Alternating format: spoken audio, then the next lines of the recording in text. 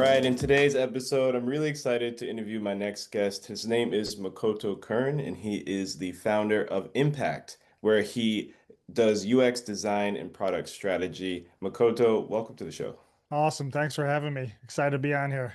Awesome, man. Yeah, you had reached out to me, and I found out that you're also a fellow podcaster. Is that correct? That's correct. Awesome, man. Yeah, I And love I'm half Japanese. Yeah, you have Japanese as well. I love the connections, man. It's so awesome, man. Yeah, I love interviewing also fellow podcasters. I love being a guest myself because I think it's very interesting once the tables are turned, right? When you're used Oh, to for interviewing sure. people, right? It's very interesting. So, I got to look at your background, and I'm excited to dive into those some of those topics that you've specialized in over the past 20 years. But can you tell me a little bit about yourself and what brought you to the point where you are today? Yeah, definitely.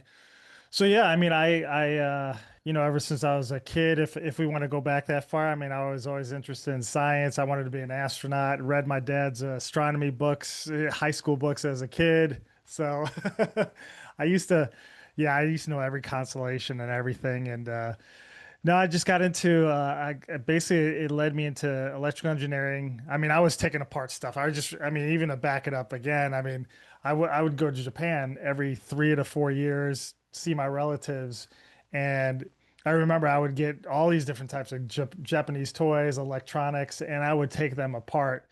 My parents would get pissed a little bit, but Yes. but I used to always open it up. I had this little programmable like tank thing and used to open it up and I'm like, how did this work? And so yeah, just eventually got into electrical engineering. Went to university for that for my bachelor's and robotics and engineering for my master's. Mm, Yeah, and just did that for about a decade, and did a lot with manufacturing engineering because that's kind of where robotics was at on automation. mhm, And then I always loved reading things about entrepreneurs. I didn't care if you were a chef or a plumber or whatever. I was just really interested in hearing those stories. And my some of my relatives in Japan, they did pretty well, and they were entrepreneurs, and had their own, whether it was real estate or whatever. And so I'm like, okay, this is something I want to try to do as well. And it just, I don't know. I tried to experiment with different things, but it eventually just fell back on.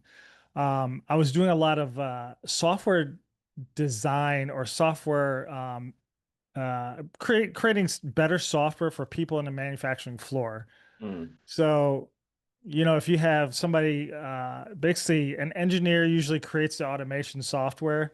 So if somebody's trying to assemble a widget or something, they mm, have to look on a T on a monitor, and then they would have to ship 1,000 widgets a certain way. And if they miss something, then they would have to rework those widgets. So I would have to modify things to make things a little bit more user friendly because people on the manufacturing floor weren't really technical. And so it kind of naturally got me into kind of the user design mhm, part of things and just looking and observing users and seeing how they interface with software. And so yeah, I just started building web. It was the .com boom kind of yeah, era, and everybody wanted a website. Everybody wanted some type of, eBay slash MySpace slash whatever. And so I started just doing that on the side. And I grew up in Chicago, mm, and it was like always fighting through traffic, hours of traffic. And yeah, I would just ended up like, whether I was driving, to work or from work or during lunch, I'd always take like calls with clients, and I mm, found some clients through Craigslist, some mm. big ones through Craigslist as well, which was just interesting. And yeah, I just got to a point where I just decided to quit my job as an engineer. I got a pretty decent sized consulting gig, and I had a bunch of clients on the side, and it just blew up from there. And I basically was doing a lot of different consulting work to websites, to SEO, you name it. Mhm, And we got into we moved to Austin, Texas, mm, and that's kind of where my business kind of blew up even more. I kind of knew we were going to move there, optimize the site, and it started really focusing on kind of more enterprise software. And that's kind of led us to where we are today, is not just focused on UX design that we were initially focused on, but really focused on more the whole like gambit of product strategy, to UX design to like actually front end development. Wow. Wow. Yeah. What a journey, man. Yeah, it's crazy how people fall into UX design from different types of paths. But just want to quickly say, I also love astronomy, man, by the way. I'm a Oh yeah. huge NASA geek and I love all the constellations like black holes, all that type of stuff. Oh yeah.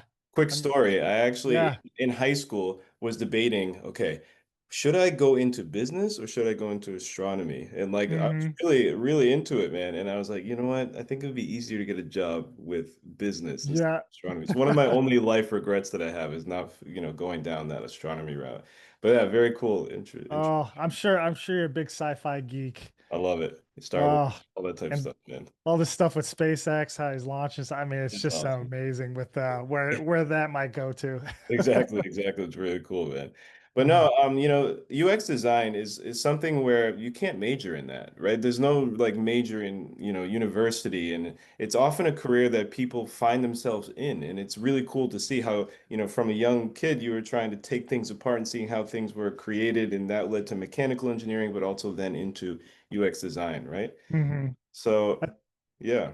I think with all the people I've met along the way in my career, and just running my company, a lot of people come from so many different facets of whatever, and then they end up in UX design. Hmm. And I think, yeah, it's really interesting to see people's career arc. Hmm. I always had kind of that imposter syndrome at first because I was like, oh my God, I didn't go to traditional design school. I Hmm. didn't do any of the graphic design work.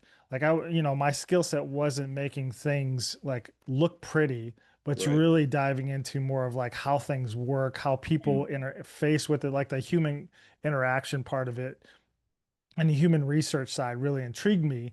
And I really like for a year I did where I was just purely a UX researcher. Hmm. And all we did, like the people that were in there, I mean, they were like PhDs with human and cognitive psychology. And it was so cool to see, like, oh, wow, like knowing that it like exponentially increased my skill set because then I knew like what made people click. Just not making things look pretty. You could be a really good graphic designer, but understanding why people like to get them to convert, to get them to like really make things intuitive, especially at that beginning age of the dot-com era. Hmm. There was so much like things you can explore. Nowadays, everything looks the same, which is kind of boring in a sense, but most of the marketing websites look the same. Yeah. That's why Wix and Squarespace is blown up because you really don't have to do too much, Mhm. difference between them. Or that's what, for the bare basics. But yeah, just getting into like like just visual hierarchy and just, Yeah. what colors and things react, all that stuff is so cool to learn for me. Yeah, absolutely. There's certain like UX design principles, I think, where it's like, I forget what it's called, but there's one that specifically says because so many webs like users go to different websites and expect a Hmm. certain layout, you have to design your website to look like that Yep. because the layout Yeah. is smaller. So it's really interesting to understand the psychology behind UX design. Because Yep. a lot of people, I think, get UX and UI confused, where they, 100%. I mean, all the time. I mean, I just remember my first client in Austin when it was like a really big client where they're an energy software. And, I was competing against like a major UX agency. And there was an agency that I actually followed. And I was like, oh my God, there's no way I'm winning this bid. And they got acquired by Capital One, the big credit card company. And I was like, whew. And so I was sitting down with the VP and he brought me into a room with all the executive team. It must have been like 15 of them. I'm just in there just showing me their application. They showing me like it was an old kind of Windows setup. And then they had their developers and some people kind of redesign it. And I'm looking at it, it said, hey, does this look any better? I go, look, at that point I've been doing it for almost 10 years. So I was pretty comfortable, but it's Mhm. still, intimidating to see everybody kind of looking at you and you have to make like decisions on the spot. But I said, look, when it comes to UX, I mean, maybe your version A was actually better from a UX standpoint. Your Mhm. your version 2.0 looks better, from a visual standpoint, but I have no idea how it works, Mm. especially with enterprise software. You're talking to people that you are disrupting their workflow. So, it's not like a consumer website where you're trying to get somebody to buy. This is Right. something that somebody has to use every day. So I said, maybe, getting from point A to point B looks similar to what you have in version one, but in version two, it just looks, you just put lipstick on a pig, is what I said. And I have no idea what that, if this is more effective. And I said, this is something that you need to teach within your organization, that you have to understand your user's journey and their pain points versus just making something look visually more appealing. And Mm. so they got it, and we ended up winning the bid, and they're still our client today, 10 years later. It's incredible, man. That's Yeah, really good, that from one yeah, meeting, sparks such a long-term for relationship. sure. Awesome, man. So like when people, have these enterprise softwares and those things where it's like such a complicated application, how do you even go about, diving deep into some of the, UX journeys that some of these different things have? Because I imagine that this software interacts with multiple different departments, right? And Yeah. like multiple different processes. So how do you get all the stakeholders together and figure that out?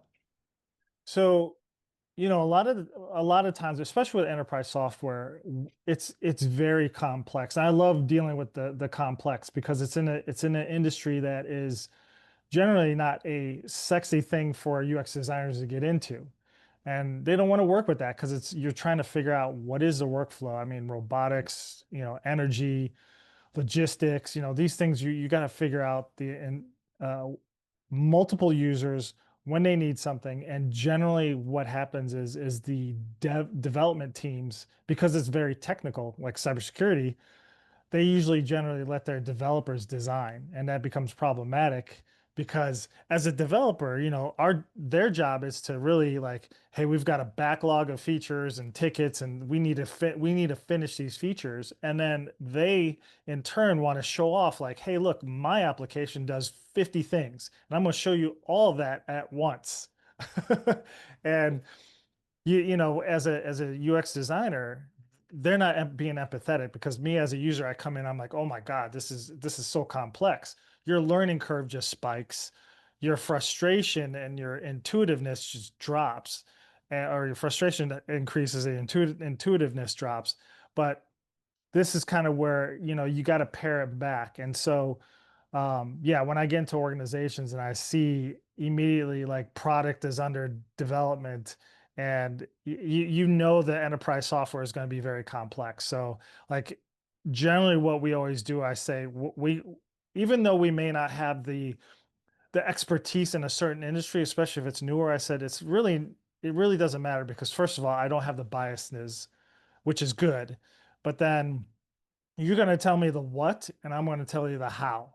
That's how it works.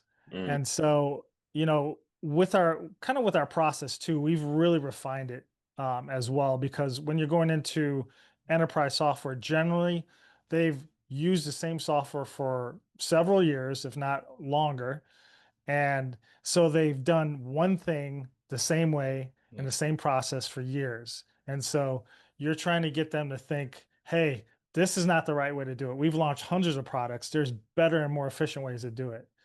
And it's amazing to see how much resistance you get. And I think that's kind of where the consulting money is made, because half the battle and the harder battle is dealing with the people's egos and telling them, look, when pretend you're a developer and you're building a house for somebody, and you need to if you build the house first, and you tell the people who have to move into it, okay, go move into it now and tell me what you think. Guess what happens? I mean, it's just more expensive. Somebody's going to come in and say, I didn't want 2 floors, I wanted a single floor. I didn't want 4 bedrooms, I wanted 5 bedrooms. It's like making those changes then is far more expensive. But for some reason, and I know it's because they've done it this way, they think, just let me just get to the building. And if I do that first and you just give me some wireframes that look pretty, I'm gonna make the product faster. But in the end, it's going to be something that somebody doesn't want to use. Yeah. And so it's really that upfront, like, the whole thing, like if you had 60 minutes to chop down a tree, you'd spend 50 sharpening your axe. Same thing with this. We spend the first, like, and it's not long either. We're saying like we have a process. We figured out where we get the leaders in the room and we say, hey, look, let's figure out the business goals, objectives, Mhm. figure out the user flows and pain points, how that ties back into the business objectives, and then let's create a feature roadmap for the next 6 to 12 months and understand what's our risky features and what are like table stakes, what are things we don't even want to do. So that way we have a clear goal and plan. And then your team can say, when we're in a meeting, I always say like, look, everybody thinks they're a designer in a meeting and everybody's going to have opinions and design is subjective. So let's make this objective. So when I tell you this is why we need to do it this way, it's because it's tied up to this business goal Mhm. your leadership all agreed to. So this is why we're doing it. So that's kind of how we break it down and make it really more streamlined. Wow, man. Uh, That is, yeah, it must come with experience as well, because I'm sure that at the beginning of your career, didn't have a lot of those processes in place. You didn't understand like what it takes to do that big type of application. And only through lots of trial and error and working with different yeah. types of clients, you built this process out that helps you do what you do today, right? For sure. I mean, the whole UX process has it has evolved, especially when you start to get, back then there wasn't really product owners. The Mm, UX designer was essentially kind of being that glue. hmm But now it's evolved where the product owners are the kind of the glue. They're the glue between UX design, business, and development. mm, And if you have a bad product owner and they don't know how to leverage UX designer to actually innovate, I've been mm, in situations in at this energy company where we've heard from product owners are like, no, no, let's not change anything. Let's just keep it as it is because nothing's broken. I'm like, but that's mm, not innovative. You're not constantly improving. And right. so I bet you if you tell that to the marketing or sales team, they're going to get upset hmm because it's like now your competitors are going to beat you. And with AI now, everybody can like copy each other so much faster. So Right. you have to move and continuously improve that much faster. Otherwise, you're just going to be left behind pretty quickly. Yeah. The old adage, if it isn't broken, don't fix it, is not, Yeah, it's not good in software, is it? oh, they're just so risk averse, and it's like you leverage people the right way, so you reduce the risk. Mm. So it's not so scary, but you don't want to stop innovating. And a lot your job, especially as UX designer, as well as product owners, product managers, is mostly about communication, isn't it? Like, Yeah, it's I mean, unless you're like Tesla or Google or Amazon, I'm sure, and I know from experience for the last 20 some years that most companies they have poor communication. hmm They make assumptions left and right. So when you put people into a room, leaders into a room, it's like therapy. hmm Um, they you start to see like who are the people who are like, yeah, I think that's what I thought, or the assumptions are all across the board. They don't think the same way. They don't communicate. They just expect everything to trickle down from the top, and then everybody just knows it. hmm And you see that in all organizations. And so when you kind of tell them like, hey, we're going to do something uncomfortable, which is we got to get the CEO, the C-suites to basically say this is what's most important, this what isn't important, and make those decisions in front of everybody. And that way, when you tell me like design it this way, and then I go to somebody else, they say, no, no, no, design it this way. And then I go up above you and they say, no, no, forget all this, design it this way. hmm That churn is gone because I can just say, well, this is what everybody's agreed upon. So yeah, it's something that has taken time to get to this point. It's something that it is hard to do because when you're starting off your career, you're just literally trying to take orders and learn and trying to make everybody happy. But hmm I'm at this point where I'm like, I'm a consultant. I'm going to recommend what I think is best for you. It hmm may not sound good to you. I may call your baby ugly or whatever it is. You're going to have to listen to what I have to say. Yeah. And you could take it for what it's worth, but I'm here to make the best outcomes for you to make the most money. I don't care about your feelings. Right. So, Exactly. yeah, I mean, but it takes time to get to that confidence level because I've redesigned so many different apps that I can just look at something and kind of tell pretty much like, okay, I could see where the improvements are made or Yeah. could be made. Well, yeah, also in those results, speak volumes, in terms of the confidence, and it shows like your track record, your portfolio is like, look, Yeah, this is what I've been able to do for other clients. I can do it for you. A lot of times with design, it's a very emotional decision. If you can it read the is. whole entire application, be like, hey, look it's all done. And then the CEO's like, "Oh, I don't like that color." Can you go back Yeah. and change it or Oh something? yeah. You know what I mean? Or something like that. The logo looks funny. You know, like Yeah. yeah, I don't know if you've ever had or could share a story with that where you've redesigned something and then at the last minute, once everything's complete, a little small detail has to get changed or something. Yeah, I mean, that's how it was earlier in the Yeah. career, and Yeah. that's why I've known to stop to kind of, put guardrails in my team Mhm. place where we know that if we have the right processes, I mean, we still have clients that are trying to bypass the whole UX process. They try Mhm. to streamline it in the way they think it is. They skip over it. And I mean, it happens all the time. We'll see features they're released and they're like, hey, nobody's using this. I'm like, because you didn't do the upfront UX research to know like people don't want it this way. And a big one is AI. Mhm. We've had clients that thought, oh, if we put in Copilot or some type of AI into here, everybody's going to love it. We can sell it. And when we start looking at metrics and we see, oh yeah, there's two prompts and then that's it, it's done. You just spent 6 months, how many millions integrating AI into your system and nobody's using it in the way you thought they were because you bypassed us. So, and I know it's happening everywhere right now. And I'm like, did you just spend all that time to make a chat bot? It's not even at the Clippy level. Mhm. It's Exactly. and That- so yeah, it's always that battle. As soon as there's new tech and new things, new toys, new shiny objects that the executives want to use, it becomes that fight to say, hey, let's really see if your users want it and this is a pain point that they want to solve.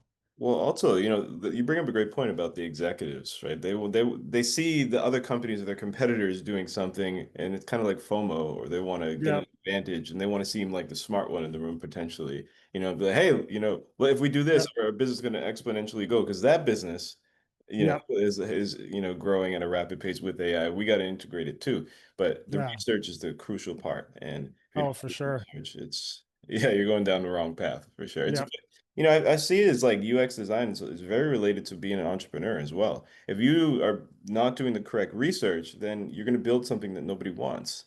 yep. Right? So that's Yeah, I mean, you'll see a lot of good startup companies that have a CEO. They're generally a product owner, mm, and that's how they start off because they have an idea and they have an idea of how people are going to use it. So yeah, like entrepreneurs generally they should be good at UX. hmm Obviously, if you're good at business, then maybe you're better off buying a business and really making it more efficient.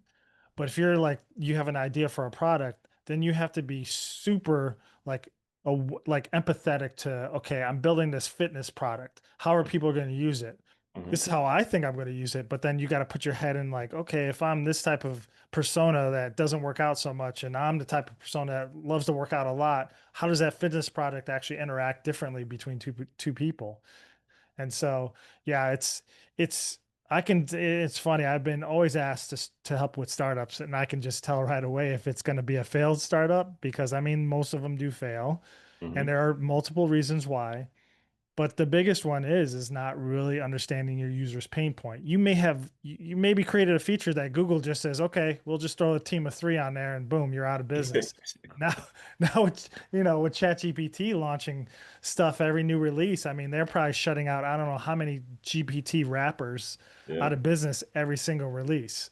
hmm Um, That's very so true. yeah, it's just accelerated even more to understand like, are you solving an actual pain point or are you just like adding a new feature to an existing product? Yeah, you bring up a really great point about AI and ChatGPT and all the new releases.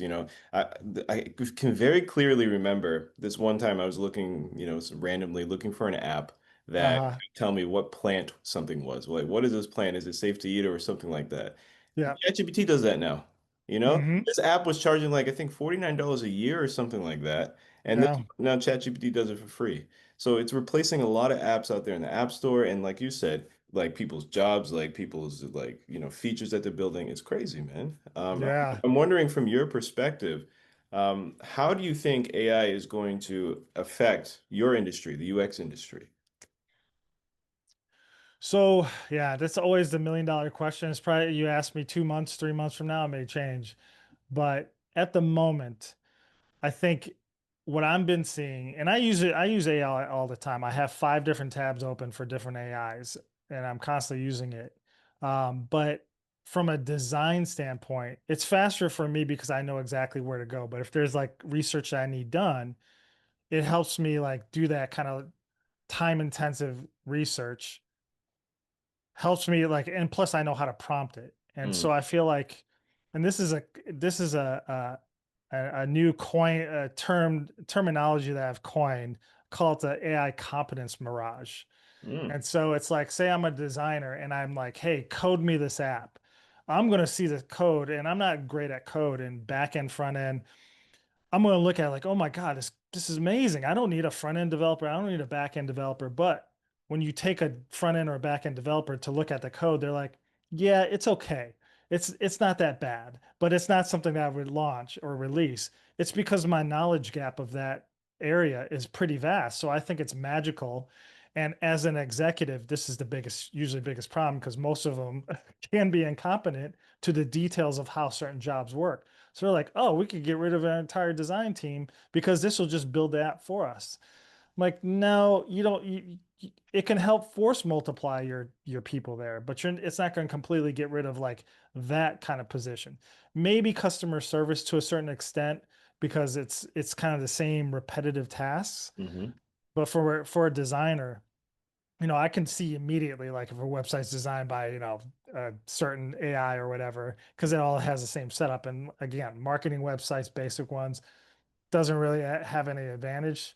But if you're building something and there's like three other e-commerce sites and you're really trying to figure out, okay, we have to make people click, we have to make users feel like this is a luxury site, or we have to do like a multitude of things, it gets a bit harder to do that just through AI. And I don't see it replacing us just yet. Yep.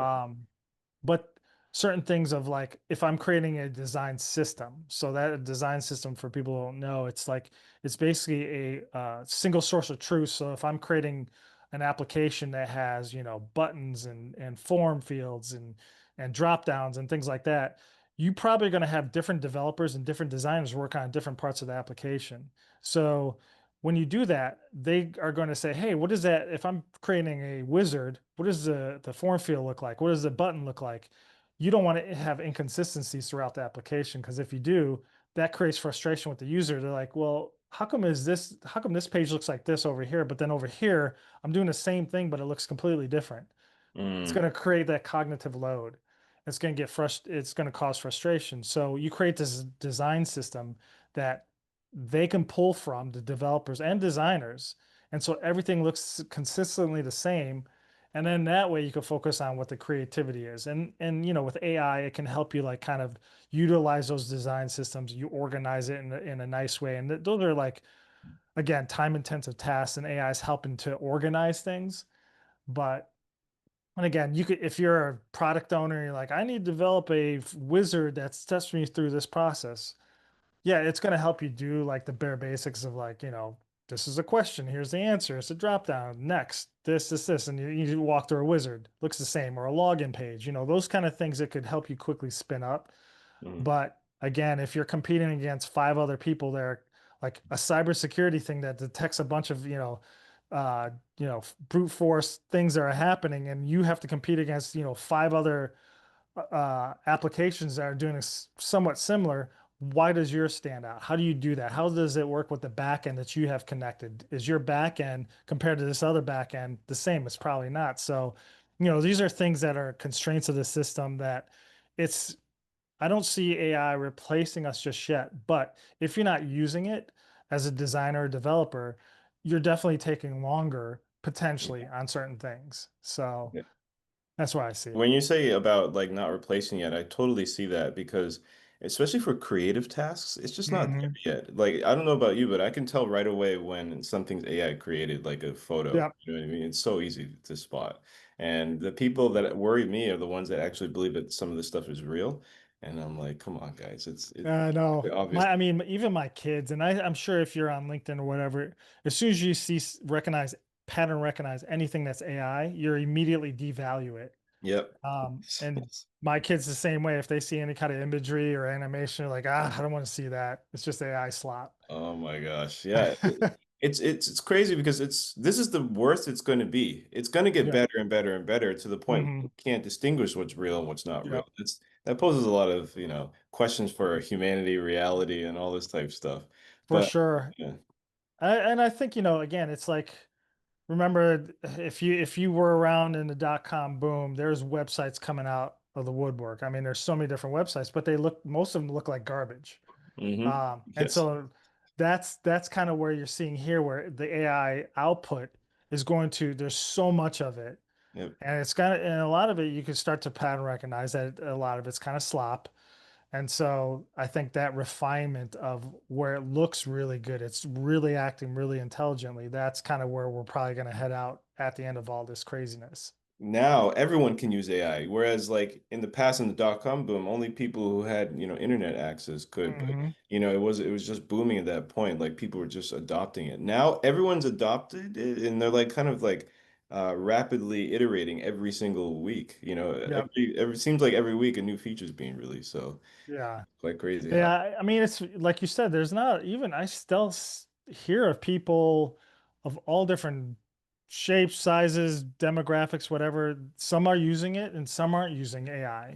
Mm-hmm. And I mean, I've known developers, I'm like, you're not using AI right now. It's crazy to think about that. And I'm like, Yeah. you need to start using that more often. Hmm. But I could see where it does cost money. And I feel like we're at the cheaper end. And depending on how the whole like macro environments work out with the energy costs, but you're starting to see like limitations, like my Claude, I'm starting to hit limitations. It's starting to cost me more money per month. And when Hmm. you're talking about 4 or 5 different AIs at 40, 50, $60 per month, that stuff adds up very quickly.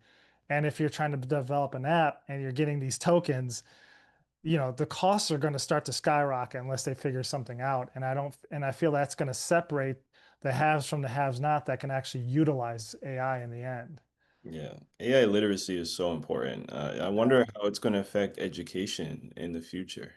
We Because just did, yeah, we just did a big AI podcast where we interviewed a special ed teacher about this very thing because I talk to my kids all the time about it, and people are like, "Oh, don't use it. You've seen the studies; it makes people stupid, and because they're not using your brain." And like, I agree with some of it somewhat, but the schools and the education system has to adapt. Mhm. It's like telling somebody still, don't use a spreadsheet, just keep using the abacus. It's like, Yeah, exactly. Yes. you're like, you don't want these kids to graduate and not being employed and not be employable. And I keep on hearing that from my friends that are business owners, and they go to like even some that have gone to USC, Mhm. and they said, they try to hire some of these graduates for their company, and they're like, they're just not employable. Like, I Mm. don't know what happened, but sure, there are some really smart kids, but it's something where like the school systems have not changed over I don't know how many decades in the way they teach. Mhm. And the we homeschool our kids for like 4 or 5 years. So we kind of understood um, some of the gaps in which the traditional school systems are, and some of the things that we have gaps as far as homeschooling. But I always tell my kids now, I'm like, you learn AI. I don't want Mhm. you to completely cheat using it, but I want you to learn, like, focus on the things that you really have an interest in and learn how that stuff's used. But subjects that you don't really have an interest in, and yeah, maybe leverage AI, but this is where the teachers should be like, okay, history, yeah, we could just Google search everything, and why do we need to learn history? But this is where you need to, as a teacher, I think, in my opinion, um, is that maybe you create some type of project based learning or critical thinking learning where it's like, okay, pretend you're trying to run for, prime minister back in the 1700s in this country. Let's have a team of how we're going to approach this. How are you going to, be elected and stuff like that, where it's like more fun and you can leverage AI, let's say for a certain period of time. And then you're going to have to like other things, you're going to have to be really creative. And let's make this a classroom thing where now we've got, this person's elected as the, person being elected. These are the cabinet members or whatever. I mean, like things like that, I think would really like spark fun and interest, and you actually learn something. Yeah, you definitely have more, options with AI now, more than ever. It takes all the boring, mundane work away and Yep. allows you to open up more of your creativity if you allow it to. The only limit is your own creativity, I think, with AI. Yep. And in 100%. terms of learning, like difficult concepts can be simplified so much easier. But you're right, the teachers need to learn how to teach people how to use AI. You know what the problem is though? With Yep. the education system in general, nobody teaches us how to learn in general. Nobody Yep. gives you the tips. We didn't learn that when we were younger, right? And they're Mhm. still not teaching those things like how to learn. I Yeah. think the future of education really relies on teachers teaching people how to learn in this age of AI. Because if you actually learn how to learn with it, you can learn a lot faster, and Yeah. you can learn so much more stuff quicker, more faster, more efficient than before. Yeah. And you're right, It, the whole classroom has not changed in hundreds of years, man. no, and it is funny too because every time when my kids come up to me and say, "Dad, what do you how do I figure this out or that?" I'm like, "You gotta be kidding me.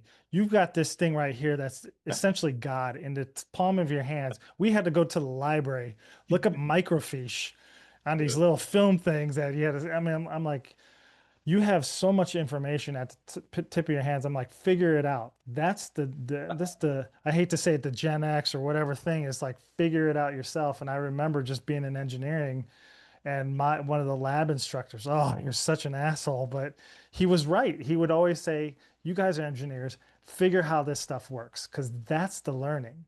And he was Yeah. 100% right.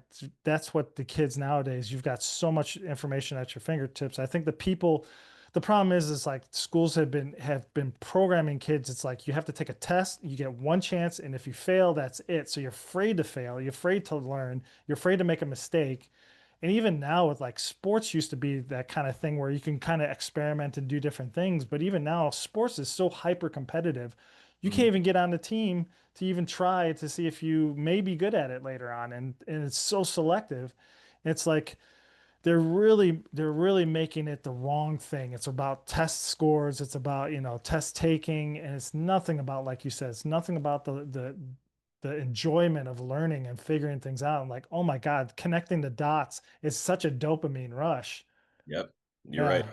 Those aha moments, man. I strive for them every time I teach my students, man. It's like, unlocking that because it's about self-realization at the end of the day. If you're a good teacher, you allow the students to learn themselves through, Yeah. good questioning or activities and like you said, connecting those dots. It's so powerful, man.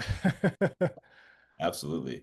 No, man, really interesting how the world is turning towards AI. I'm a little bit hopeful, but also a bit fearful because a lot of, like you said, AI slop is out there and Yeah. questioning everything that we're doing?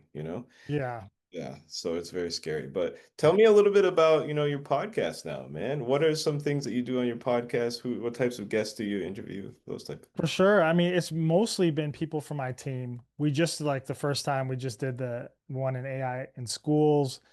And, we had actually one of my friends I went to university with, he's been teaching for like 20 plus years, but it's been mostly everybody from my team because I generally started off, it's really just more of a just get us out there. Mm, Nowadays there's no more SEO really because it's all zero clicks. Everything's all, results come by AI. And so nobody's scrolling down the page mm, and like everybody's on LinkedIn or social media finding each other. And I've been just seeing more and more people that, they have a quarter of the experience I do, but they're putting themselves out in social media because that's kind of what they grew up with now. mhm. Me, I just want to get to the work. I just want to have my work talk. But if nobody knows what you're doing, then that's the problem. Yeah. And so, I was like, okay, I need to do this podcast. Every time we have a meeting, we'll sit there for an hour just saying, oh my God, this client did this or did that and did this. I'm like, geez, if we would have just recorded that, I could have made that a podcast. And Mm, just that alone would be so valuable for other companies. yep. And we have so many stories like that. And so I'm just like, okay, let me just start a podcast. Let's just talk about things. And yeah, we started doing, with the really more specific because I have an AI team that we actually integrate the energy company that's been our client. I have an AI team in there that's been integrating AI into their applications. But then, I have product designers and UX designers, and so we always tell stories. It's funny. I'm still trying to get some of my UX designers to appear on camera, and they just won't do it. Um, but yeah, I mean, it's we've been primarily been talking about AI because obviously it's big and it's kind of evolved to a point where, there's certain episodes that just blew up. And so I mean, I literally had maybe like 50 or 100 subscribers until about 4 months ago.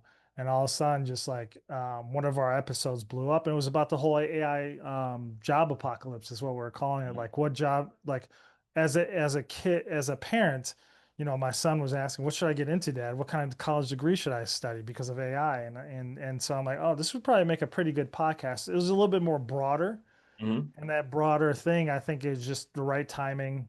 There's a couple big AI podcast or a couple big podcasts that came out with this very topic, and I think probably got a little lucky with riding those coattails. Yep. But yeah, I've been posting for like a year straight, and it was just like no traction, and finally something hit, and then yeah, we've grown to yeah, I think we're close to 65,000 subscribers right now. Amazing. And so it's amazing to just see like, oh my God, okay, well, I guess people are watching. And at this point, I'm just like, I have this like I don't give a shit attitude of posting on LinkedIn, because when I had 100, I'm like, I don't want to post this on LinkedIn because there's so many executive clients that are looking like, oh, what kind of podcast is that?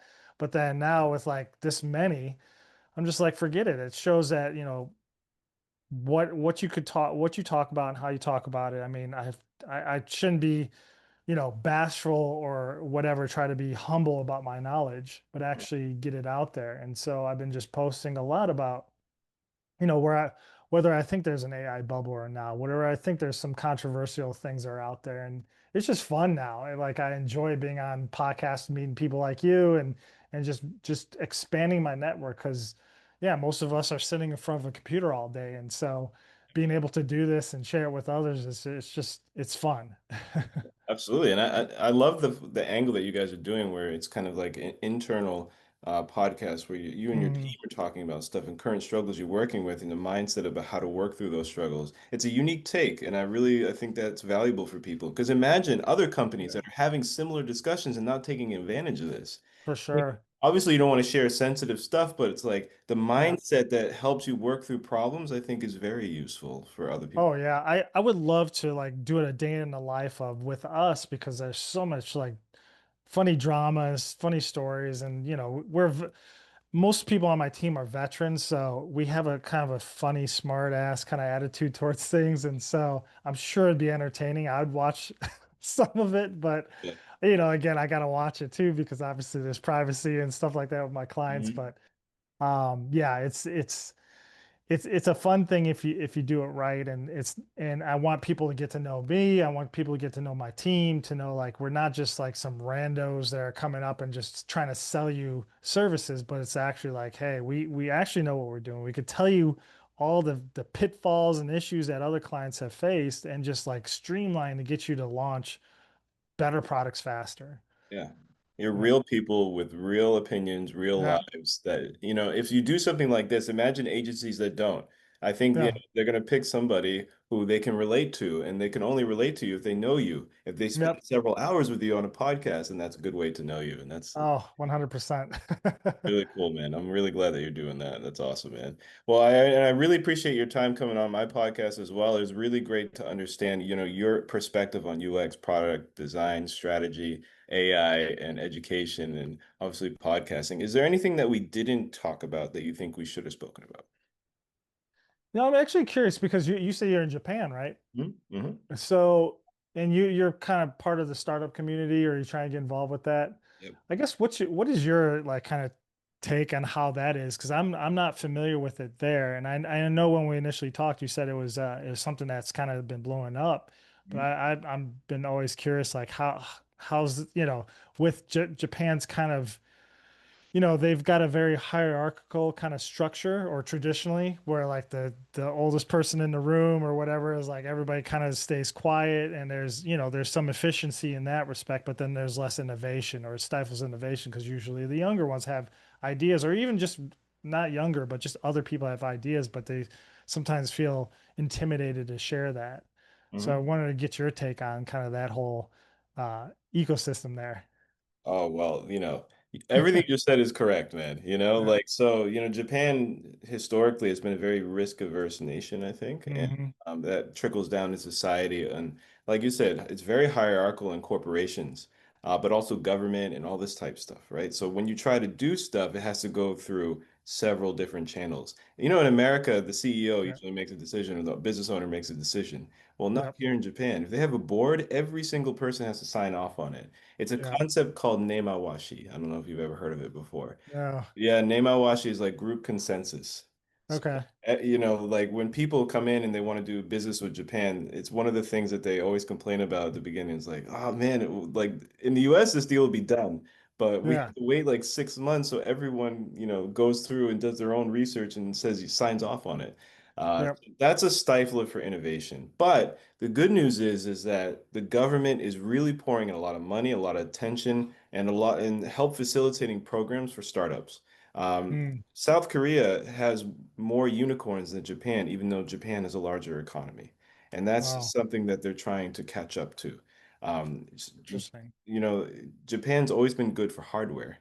It's Yep. been good for manufacturing, process improvement, right? But not so much for startups and Hmm. innovation because of that. It's the risk of Yep. like fear of failure, like all play into Yeah. and luckily, there has been a lot of initiatives at the university level, but also in the startup ecosystem level. That's been really Okay. exciting. Super, you know, happy to be a part of it. I'm helping founders with their English and their soft skills so they can go global, for Mhm. example. And, you know, just trying to make a podcast like this so, Yep. you know, I can get some of Japan's voices out there as well, you know? Oh, that's cool. God, I mean, I would love to like walk them through my process of basically de-risking the whole, launching of software products. Mm. So they feel more comfortable when they do. It's like you're not taking that big of a risk, but I get it. I mean, it's funny. My mom has always been, she always goes against the grain. She always hated authority. She's always Oh, been like the good. rebel. And when she was growing up, yep, she get into fights. She said I was a leader of my high school gang or something like that. Oh, really? That's Yeah, interesting.